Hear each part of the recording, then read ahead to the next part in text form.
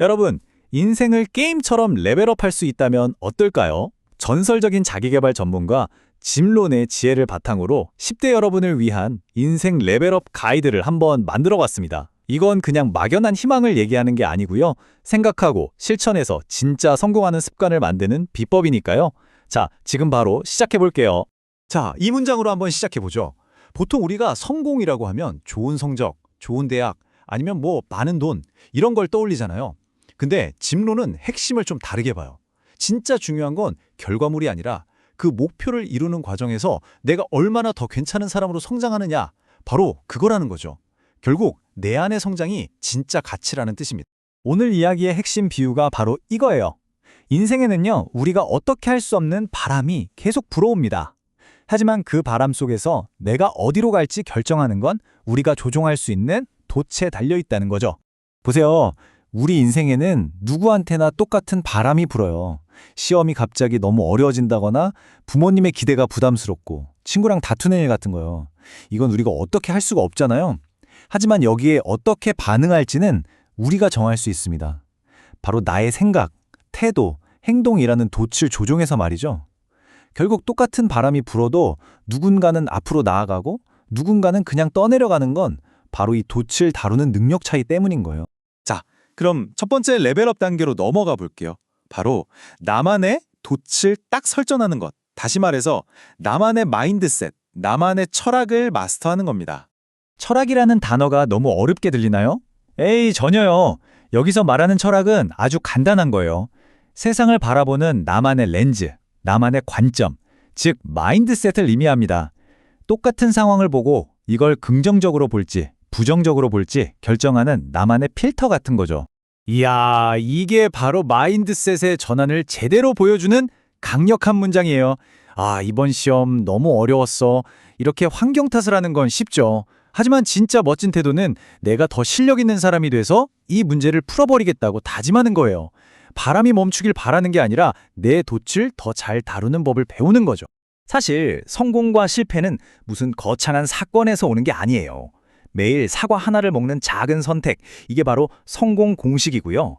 반대로 매일 초코바 하나를 먹는 건 실패 공식인 거죠. 당장은 정말 아무 차이 없어 보이잖아요. 근데 이게 6년이 지나면 결과는 완전히 달라집니다. 실패는 갑작스러운 재앙이 아니라 이렇게 사소한 판단착오가 매일매일 쌓여서 만들어지는 거예요. 자, 이제 마인드셋을 바꿨다면 행동으로 옮겨야죠. 두 번째 단계는 아주 작은 습관 하나를 시작하는 겁니다. 성공은요, 무슨 비범한 일을 해내는 게 아니에요. 평범한 일을 비범할 정도로 꾸준히 잘 해내는 데서 오는 겁니다. 짐 론은 더 나은 삶을 위해서 이 4가지 원칙을 제안합니다. 첫째, 내가 가진 것들에 감사하기. 둘째, 친구와 세상의 이야기에 귀 기울여 잘 듣기. 셋째, 항상 관찰하고 메모하는 좋은 학생이 되기. 그리고 마지막 넷째, 남들이 한다고 무작정 따라하지 말고 스스로 생각하고 결정하는 사람, 즉 추종자가 되지 말라는 겁니다. 요즘 갓생 산다 이런 말 많이 쓰잖아요? 근데 진짜 갓생은 SNS에 멋진 사진 올리는 게 아니에요. 남한테 보여주려고 하는 게 아니라 나 자신이라는 식물을 꾸준히 가꾸고 성장시키는 거, 바로 이게 짐 론이 말하는 성공의 핵심입니다. 반짝이는 아이디어나 소중한 깨달음, 이거 정말 순식간에 사라져요. 그래서 짐 론은 기억을 믿지 말고 모든 걸 기록하라고 그렇게 강조하죠. 여러분이 쓰는 일기나 메모는 그냥 단순한 기록이 아니에요. 미래의 나에게 보내는 가장 값진 선물이자 지혜의 유산이 될 겁니다. 와, 이거 되게 도발적인 질문이죠? 짐 론은 $26짜리 빈노트를 사면서 내가 이 안에 $26 이상의 가치를 채워 넣겠다고 다짐했대요. 여러분은 여러분의 생각, 실수, 배움을 기록하는 일에 얼마의 가치를 두고 있나요? 오늘의 깨달음을 기록하면 그게 나중에 여러분을 가르칠 최고의 교과서가 될 거예요.